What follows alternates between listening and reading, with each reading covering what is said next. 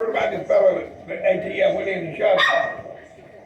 And 6 o'clock in the morning, if you come to a person's house at 6 o'clock in the morning and you turn the electricity off and you cover the doorbell up and you go and bust the door down and you know the man's got guns because that's what you do about to see how many guns he's got.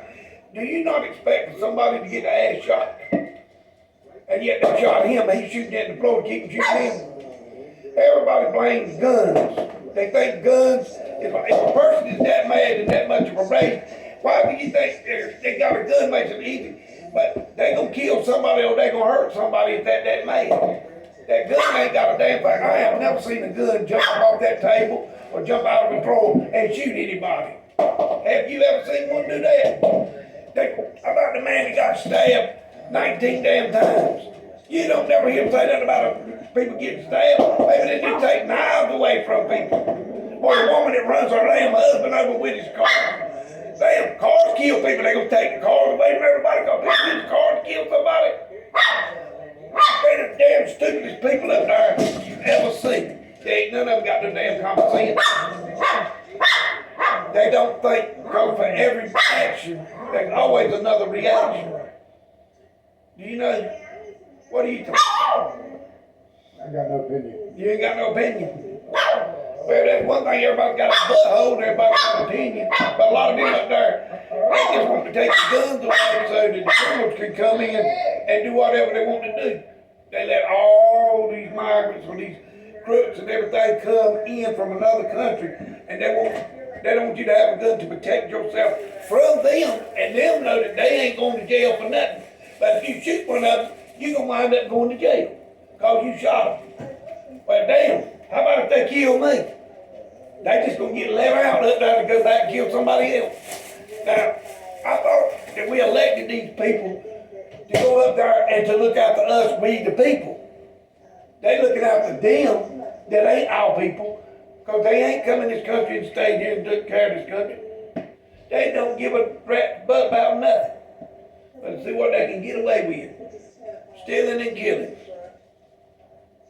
And people get on dope don't mean they're sorry, they just show you how sorry they want to start with. Because a lot of things were for them to start with.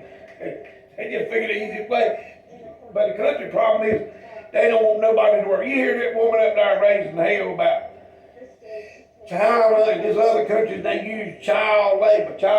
Well, that's what's wrong with this United States now. When I was growing up, I was born to a dirt farm. My daddy made his living out of the dirt. People from town, they came out here during the summer and they worked on the farm. It wasn't migrant workers that come into the United States to work on the farm. It was the youth come in to buy, we prior back pick cucumbers and stuff. They had money to go buy their school clothes to go to school next year. I remember when I started in the first grade, when I went to the second grade, everybody wanted my tennis shoes because I was the only kid down there that was wearing canvas bats. I don't want them sneakers out, and I had footprints because there wasn't no rubber left on the bottom.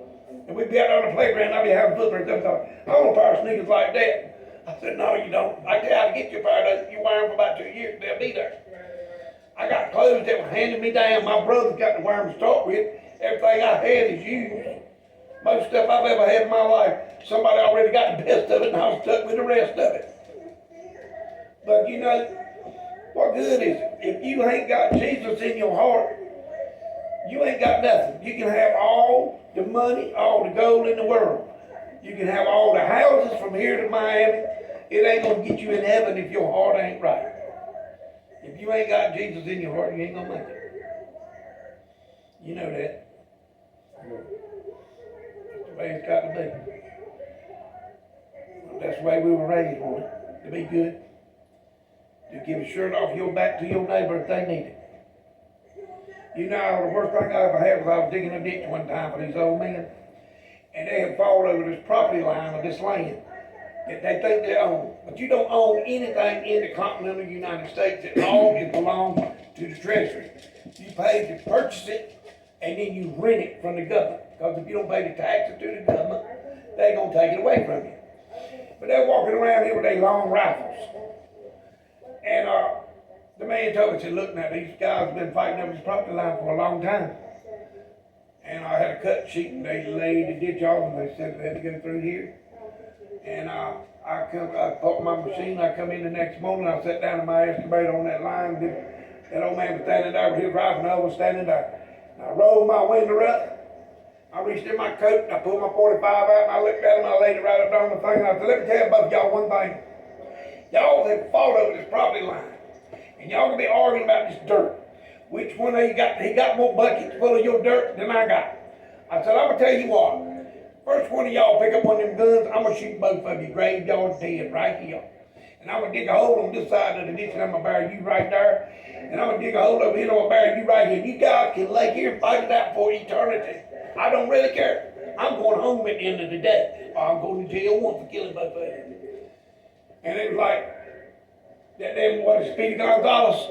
I cranked my machine up, went to start digging the ditch and both of them went, you know, they're gone. I ain't never known. Jealousy won't get you nowhere. You ain't gonna make it. I'm sorry. I've been trying to survive all my life. I've worked for a lot of people. You know, I was on the grind plan one time. The government fixed everybody's house. But one old lady, she was right there at the end of Greenville.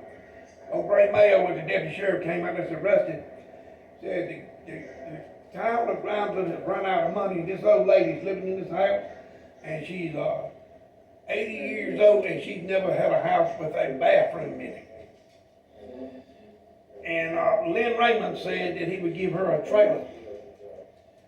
And we want you to clear the lot, but she ain't got no money. I said, well, she ain't got no money. I went back and cleared the lot for them to put in the septic tank. You know, that woman sent me a thank you card. And that card hit my heart so good. I have never had a paycheck. If it had been $100,000, that would have been as good as that. To go catch at the bank would have been as good as that. Letter from that lady telling me how she finally been in a house that had indoor plumbing. She lived 80 years on this earth. I'm just glad that I could be a part and do something for somebody. And I try.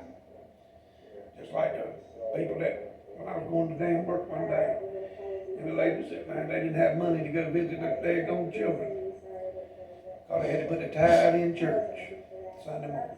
They had $20 on it.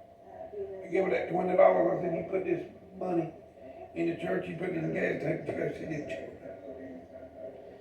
And then God puts you in a place. He puts you in a place. One day, Terry come down yonder and picked up our dusty cup. She come right by the damn store now. But she called me to bring her some cigarettes home. And I'm come home and I stopped in the store down at the garden. I'm walking around and a guy comes in and he says his car quit and he wanted a flashlight in the dark. And the man knew I didn't ever look at this man. I went and took the letter. I said, look, I got a flashlight in my truck. I give him that flashlight to go see what's wrong with this truck. And I walked out there when I got her cigarettes paid for. But now for some reason, early that morning I stopped at the Napa store and they had this new, brand new flashlight. They were like, look here, it was $20. And I bought this flashlight this morning. I couldn't find it when I was looking for it. But I had that one Amber gave me, it was in the back corner of the truck. I gave him down, I told him to be right over there. Well, when I went over there, he was crying. He said, I thought my cold wire was out, but it ain't. And I looked at him and I said, well, I touched his motor all over, I swear. Touched all over. I said, well, get in there and see if it'll start. And he got in there and go truck, it cranked right up. It cranked up. All right, right there. I said, listen, I want you to wait right here. And I went and took that flashlight out and I got home and gave him that one. I went back there and found that brand new one that I just got. And I went up there and gave it to him. I said, listen, I don't want you and your wife to be down the road and that need to happen next. And you know, I have light, but now you got some light. And the woman looked at me with tears in her eyes. She said, thank you. And they went on the way. And then the worst thing that ever happened to me was the devil got me one day. I went into Dollar General, picked up some stuff, and all I had was a $100 bill. And they couldn't break my $100 bill. I had to go across the road to the store to break that $100 bill. When I come back, I'm standing in line. I'm this lady with a couple of children. And somebody come up behind me and started talking to me. And the next thing I know, this lady's gone out and there's all this stuff left up on the counter. She didn't have money to pay for her stuff. And I was unattended, and I should have paid for that woman's stuff. So she got it off, and I read up something about it. Cause this lady had children that couldn't afford to buy stuff for them. And I let myself be obligated to talk to somebody else for that out. But it put you here for one reason. Okay. How about that? We'll keep that change from here. You got buddy? And you know, Anna come in one morning and she said, my mama's cold and she won't wake up. It's bad when you lose your baby. Oh, well, people don't care about humans, they don't care about people's lives. They don't care about anybody. You know what the worst feeling is? These folks didn't shoot all these people. They don't know what it's like when somebody's sold. You can be around people you don't know when they die, and it don't bother you. But when you kill Carl Terry, and she said, Robin's up, and he wants to see you. And it's like 1 o'clock in the afternoon. I don't get there till 9 o'clock that night and laying out that bed. I walk in there and I look at him and he's sucking so bad. And I say, Robin, you've done everything anybody can do. And God loves you. Why are you still suffering? I said, I give you permission to go. Still his last breath. He was gone. He waited till you got there to give you permission to go. That's a friendship.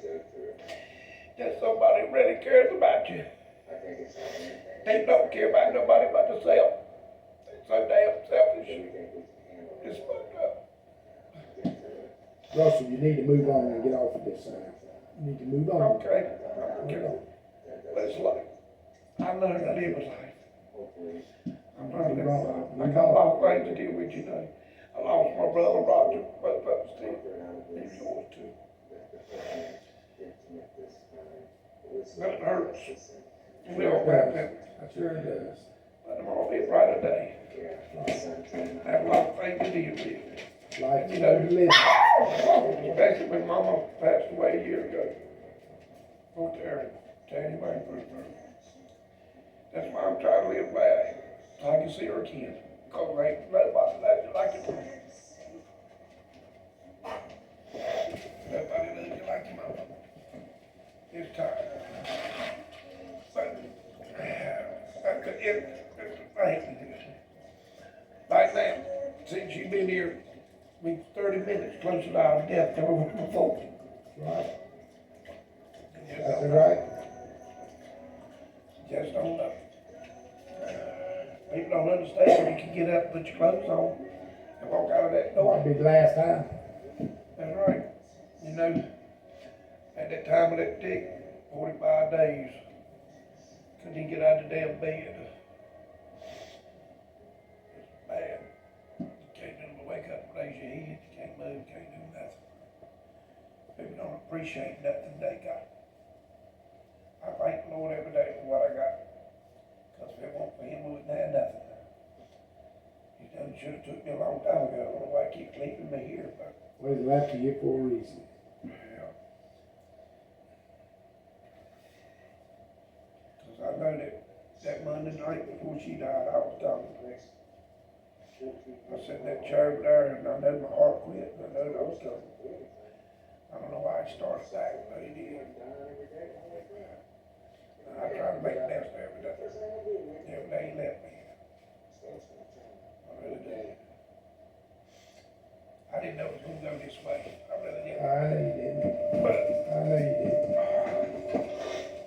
it's just when you think about people who don't give a damn, and the government acts like, and these all these people blame guns for all these murders and deaths, it ain't the damn guns' fault. They don't blame the cars, they don't blame the knives, throw down that cabinet when people get stabbed. Russell, don't concentrate on that. I ain't concentrating on it. I It don't worry me. got to go see our other brother. Yeah, you better go see him. He's on the damn, been on the warpath all fucking week. Yeah, it's all about damn money. No matter how much you give them, they want more. I can't give them enough. I'm like, that's all everybody wants out of me is some money.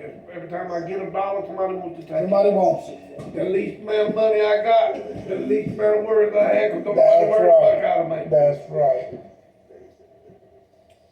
Man, I'm glad I got to see you today. You too, Russell. You too, Russell. Let's move on. Let's move on. Every day is blessed to be here.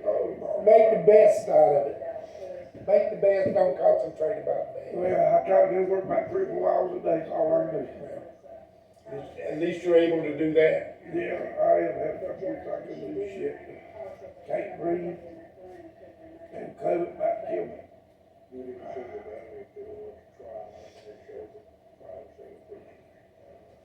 Let me just say I have a brother. Because I got a sick wife at home. Day by day. Come here.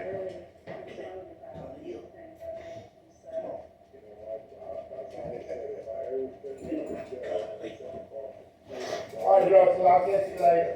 All right, man. Take care of yourself now. Drive safe. The life you save could be your own. I'm in. Let the asshole, I want to run you over.